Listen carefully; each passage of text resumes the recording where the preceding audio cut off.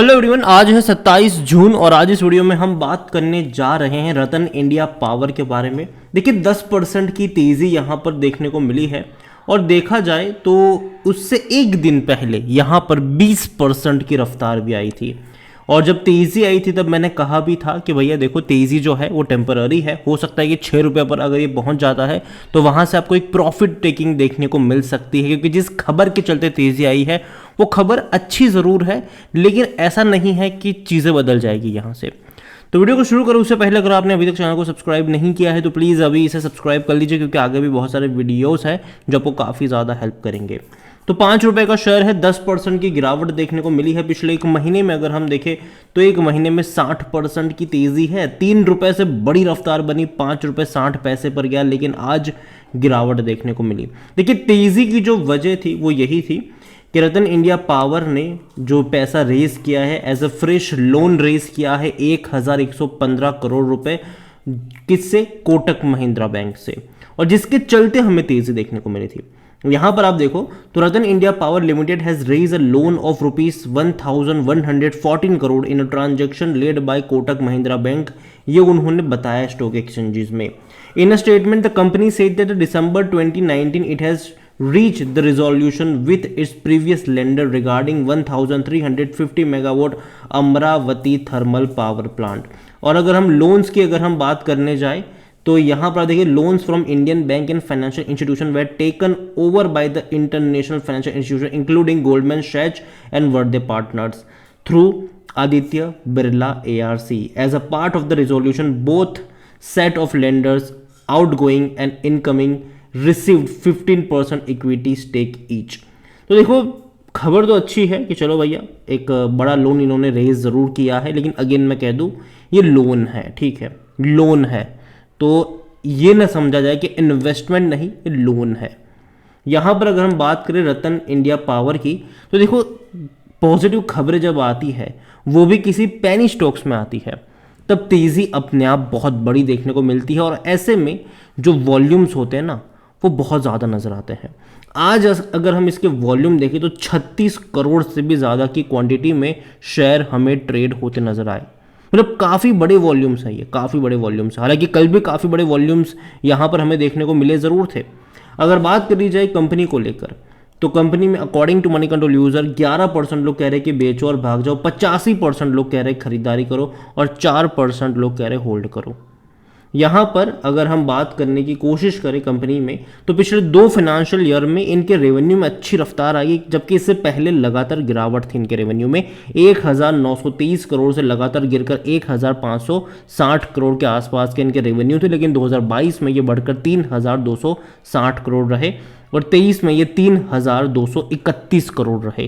तो मतलब ठीक ठाक बढ़े ज़रूर है, लेकिन देखा जाए तो शेयर प्राइस भी उस तरीके से बढ़ा है। अगर आप यहाँ पर ग्राफ देखोगे तो शेयर प्राइस भी जो 2019 में 1 रुपये 2 रुपये का शेयर हुआ करता था ये, तो शेयर प्राइस में भी 5 गुना तेज़ी देखने को मिली है। तो ऐसा नहीं है कि सिर्फ रेवेन्यू में ही तेज़ी आई है, लेकिन दिक्कत ये है कि प्रॉफिट्स नहीं कमा पा रही है ये कंपनी और लगातार लॉस में है ये।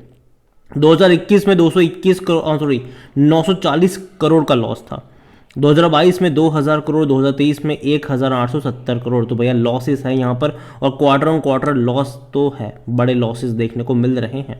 अगर आप देखोगे लास्ट क्वार्टर के भी कुछ लॉसेस अगर आप देखोगे तो तकरीबन 500 करोड़ का लॉस इनको पर क्वार्टर हो रहा है, और कोई भी लॉस घटता हुआ दिख नहीं रहा है। तो ये कंसर्न यहाँ पर ज़रूर है कि यार एटलीस्ट थोड़ा सा घटता हुआ दिखना चाहिए लॉस इनका।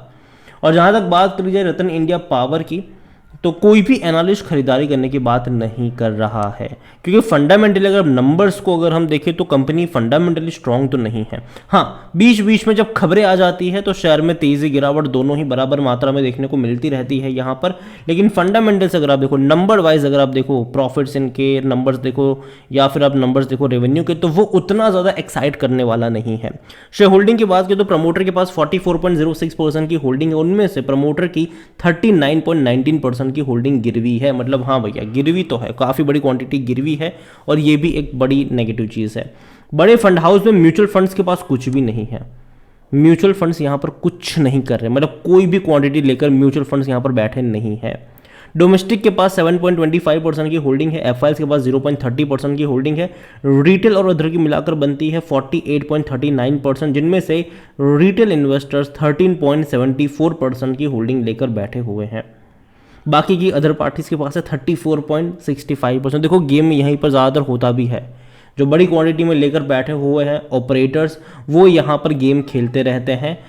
जब भी कोई खबर आती है या तो कई बार न्यूज़ इम्प्लांट भी करी जाती है, हालांकि ये तो खबर ही है, लेकिन जब भी ऐसी खबरों का फ़ायदा उठाते हैं और बड़ी रफ्तार हमें देखने को मिलती है, फिर याद रखिए फिर ऊपर से गिराने का काम भी यही लोग करते हैं। अगर हम यहाँ पर नज़र करें इनका ग्राफ अगर देखें तो जब मैंने 2 दिन पहले इसके ऊपर वीडियो बनाया था, जब तेज़ी आ रही थी, मैंने कहा था कि देखो भैया फंसना मत, हो सकता है कि 5 या 6 रुपये पर पहुँचने के बाद आपको बिल्कुल ऐसा ही फॉर्मेशन देखने को मिल सकता है।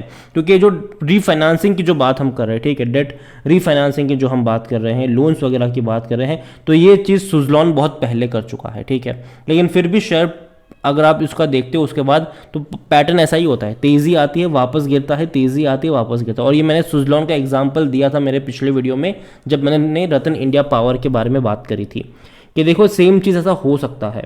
और यहाँ पर आप देखोगे तो प्रीवियसली भी ऐसा ही था, बड़ी रफ्तार आई और देखो तब भी खबरें इतनी ही पॉजिटिव थी, ठीक है, जब तेज़ी आ रही थी।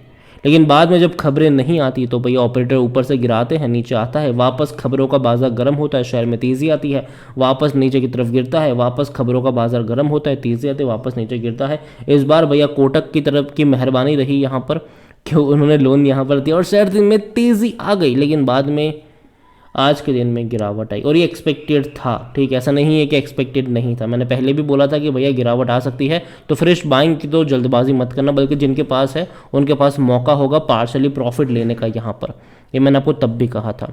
और लास्ट में इतना ज़रूर कहूँगा कि देखो ये जो तेज़ी गिरावट वाला खेल है ये पहली बार नहीं हुआ है, आगे भी आपको ऐसे फॉर्मेशन नज़र आ सकते हैं। तो यही कहूँगा, जल्दबाजी मत करना यहाँ पर और हाई प्राइस पे खरीदने की गलती मत करना। तो रतन इंडिया पावर के बारे में अगर बात करी जाए तो कंपनी फंडामेंटली उतनी स्ट्रांग तो नहीं है, छोटी सी कंपनी है, एक पैनी स्टॉक ये ज़रूर है और पावर सेक्टर से जुड़ी हुई कंपनी है, लेकिन इसका मतलब ये नहीं है कि सारी कंपनियां दमदार होगी। देखो पावर सेक्टर से जुड़ी हुई कुछ और छोटी कंपनियां भी है, जैसे कि जेपी पावर हो गया, 6 रुपये पर ट्रेड कर रहा है। रिलायंस पावर अनिल अंबानी ग्रुप की कंपनी है, ये 14 रुपये पर ट्रेड कर रहा है और यहाँ पर भी काफ़ी ज़्यादा हलचल देखने को मिलती है, हमें बड़ी रफ्तार दिखाता है, बड़ी गिरावट भी दिखाता है। और अगर आप चाहते हैं कि मैं जेपी पावर या रिलायंस पावर के ऊपर भी वीडियो बनाऊं तो कमेंट में उसका नाम लिखिएगा, जितनी ज़्यादा कमेंट आएगी उतना जल्दी वीडियो आएगा। वीडियो को यहीं पे एंड करूंगा, पसंद आया हो तो लाइक करो, शेयर करें, चैनल पर अगर पहली बार हैं तो प्लीज़ सब्सक्राइब करें। और रतन इंडिया पावर लिमिटेड के बारे में आप क्या सोचते हैं वो भी आप मुझे कमेंट में लिख कर बता सकते हैं। Thank you.